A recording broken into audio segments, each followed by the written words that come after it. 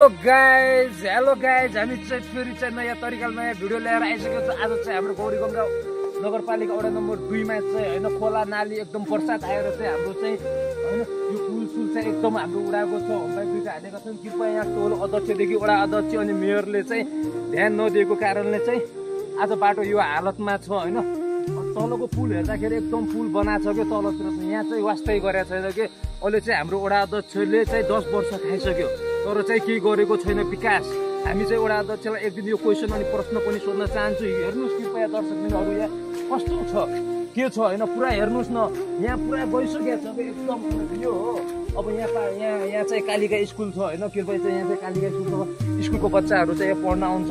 भोलिको दिन यसरी जल हान्दाखेरि फुटुक्क यहाँबाट गिर्यो भने तल के हुने कसले दोष दिने होइन के हुन्छ भन्ने कुराहरू सरकारले आफै बुझ्नु पर्यो। यहाँभन्दा अगाडि चाहिँ निर्माण गरेर चाहिँ देखाउनु पर्यो कि 10 वर्ष खाइसकेको छ होइन वडा अध्यक्ष चाहिँ तर केही काम गरेको छैन कि गाइस केही काम पनि गरेको छैन।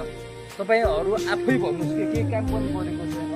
अब हामीले यहाँ कसलाई के भन्ने त कसलाई दोष दिने यहाँ वडालाई भन्ने टोल अध्यक्षलाई भन्ने कसलाई भन्ने यो कुरा चाहिँ तपाईँ भन्नु गाइस है कमेन्टमा। ल तपाईँ भन्नु। यस्तो छ हालत यहाँ। अब हेर्नुहोस् यो पुल भन्ने कि के भन्ने अब बच्चाहरू सानोले कसरी कट्छ त यसलाई। अब हेर्नु त ल हामीलाई काट्न गाह्रो भइरहेछ यहाँ चिप्ले पछि फेरि यस्तो चिप्लो छ फेरि चिप्लो छ होइन सबजना बुझिदिनु पर्यो।